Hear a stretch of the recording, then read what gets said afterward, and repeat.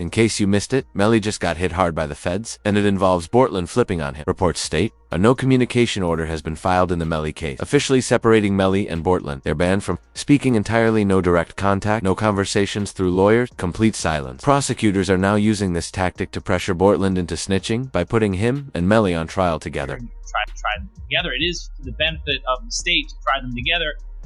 Just more efficient. You don't have to do things again and again. Do it all at once, and also get a better chance of having them incriminate each other during the trial.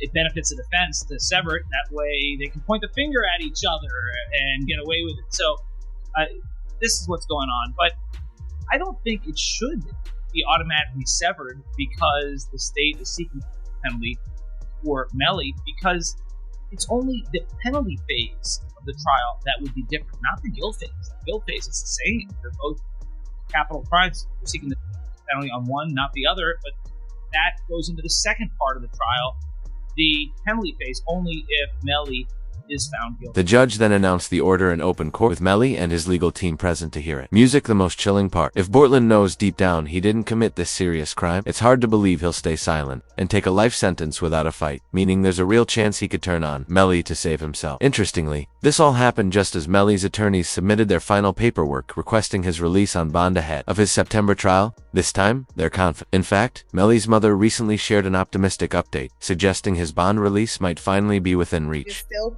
praying. I know. I said I would I'll keep everybody updated with what's happening. I know right now we're waiting.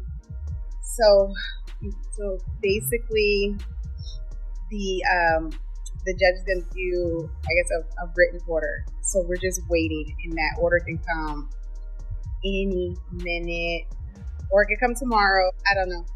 So we're just waiting. We're just waiting. So everybody just keep praying, keep having faith. Tessa, I've been crying too. Like, it's been a long time coming, you know. As Melly's legal team submitted a new bond proposal in hopes of securing his release, reports revealed they offered an unspecified bond amount to be covered by his record label, 300 Entertainment. If approved, Melly would be placed on house arrest or an ankle monitor and hire 24/7's private security to ensure strict compliance. The bond package was well received. Even a fellow rapper chimed in, saying, "That boy Melly, coming home, I feel it." To strengthen their case, Melly's lawyers also presented evidence showing he's been subjected to inhumane treatment. While in jail, conditions they argue are not only unfair but illegal. You saw Melly's statement just saying how he's been hurt, how he's scared for his life. As a mother, how did that make you feel? It's heartbreaking. It made me feel completely helpless. Broward Sheriff's Office definitely needs to be investigated. I mean, they are making up their own rules. We've tried to go to court about this situation. The judge really doesn't have any jurisdiction when it comes to the jail, because we actually had a hearing about the mistreatment of him, and the jail they make their own rules. And I don't think that's fair, because I know that they need to answer to someone too. They also brought up key evidence from the first trial, including GPS data that allegedly shows Melly fleeing the scene and hiding in a nearby BUSH, a detail prosecutors are using to paint a picture of guilt. Part from saying that someone just shut my car up and was trying to shoot him. So I asked him if he was okay, where he was, and he's like, "There's a car coming behind him, and I'm hiding." He was like, "There's some, there's some, I think they're still out here or something." So I'm like, "Are you okay?" He's like, "I'm okay." I said, "Well, where are Zach and Ruby?" And he said, "I don't know if they're in the car. I think they're..." To further support the drive-by theory, Melly's lawyer pointed out that no firearm was ever recovered from the scene, suggesting that whoever committed the crime likely fled with the weapon, reinforcing the idea that the shooter was in a moving vehicle. The first thing is I didn't have a firearm, so I can't know which I'm going to use in order to replicate any of my tests. So I can't make tests for administration because I don't know what to use. Okay. But just as Melly had his best shot at release, prosecutors pulled a move that many are calling disturbing, fueling claims that the court system is corrupt. Suddenly, they shifted their focus toward Bortland and Melly's ex-girlfriend, Mariah. Hamilton. Mariah had been staying outside the U.S. since Melly's original trial, where she was expected to testify against him but never appeared. That decision landed her in jail, and now prosecutors are using her absence as another angle. To tighten the case, Hamilton is spending her first day at the Broward County Jail. She has no arrest record until now. U.S. Border Patrol agents arrested her at Miami International Airport Monday after she arrived on an international flight. Court records show Hamilton was ordered to testify in Demon's first trial in 2023. But just as Melly had his strongest chance at being released, prosecutors made a move that many see as deeply disturbed, raising serious questions about corruption in the court system. Right at that critical moment, they began targeting both Bortlen and Melly's ex-girlfriend, Mariah Hamilton. Mariah had been living outside the U.S. since Melly's original trial, where she was scheduled to testify against him but failed to appear. Her no-show led to her arrest, and now prosecutors are using her disappearance as a new pressure point in the case. Filing six new charges against Demons and 2 others who were allegedly involved. The charges include tampering with a witness, directing the activities of a criminal, solicitation or conspiracy to commit tampering, and unlawful use of a two-way communication device.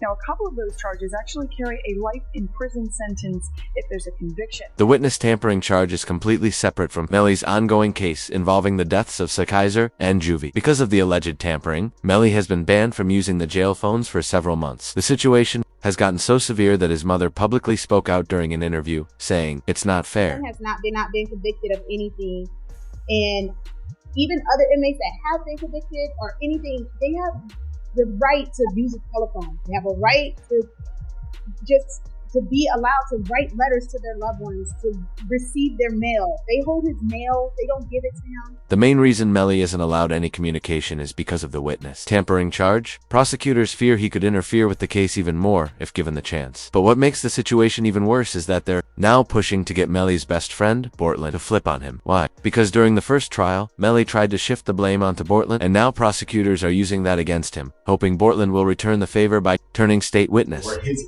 lies. Courtroom Henry shows up at Memorial Hospital, Miramar. You don't see him sitting there, or where you will see him sitting is in the driver's seat of a car, 2 bodies, car, riddled with bullets. When he shows up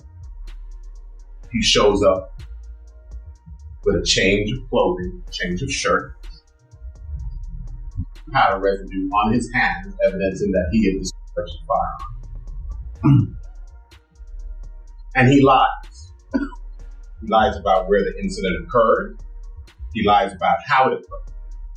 And he lies about not having the phone.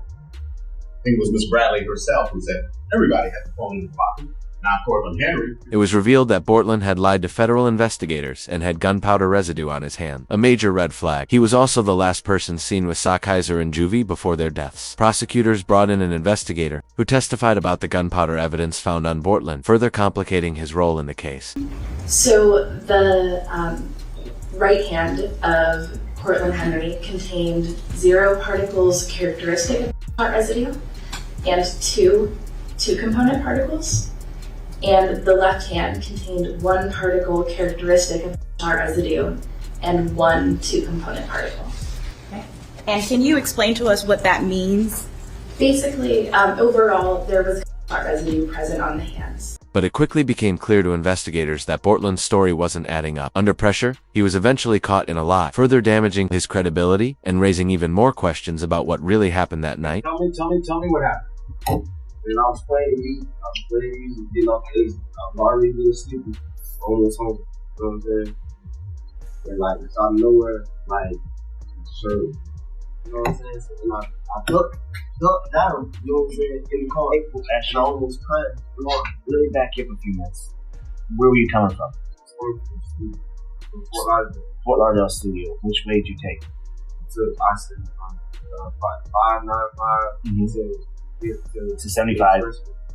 Then you took 75 south? Bortlen wasn't happy about Melly's legal team pointing the finger at him. He made that clear in a tweet saying, "Mind games don't work on people like me," followed by a handshake emoji, a cryptic message that many took as a sign he might be ready to cut a deal if he ends up being tried alongside Melly in the next trial. Prosecutors plan to use his original police interrogation from the night of the murders, where he was caught lying to protect Melly, a move that could now come back to haunt them both. Here's the hard part, we're having a hard time to understand. was that we shut down that entire area, and we had officers shoulder to shoulder walk it out. They didn't find as much as one shell casing. They didn't find one piece of glass. Nothing. Nothing to what you said adds up. And It's hard. Bro, I'm telling you, bro, that's the price. I mean, for whatever reason, your two friends, are these your good friends? Yeah, that's what I'm saying. These your two, I'm assuming, close friends, No. and you're doing them an in-service by not telling us the truth. I'm telling you the truth. I don't like. How? What do you want? How do you make shell casings disappear? I don't know. I cannot tell you about. The interrogation took an even darker turn once Portland realized the officers weren't buying his story. Sensing their doubt, he grew defensive and eventually tried to shut the conversation down entirely. Told y'all the story, and that's it. I don't even talk about it. I told y'all. I don't know. Okay. Just so you know, right? Because you're saying, well, I don't want to talk anymore. There's going to be a lot more questions. There's, and we're not trying to piss you off. The thing is, we don't know your friends. Yeah. So the reason we have to ask all these questions, because the more we know about your friends, your lifestyle, your friend's lifestyle, your friends, his friends, and the circumstances surrounding today, the more, the easier it's going to be for us to try and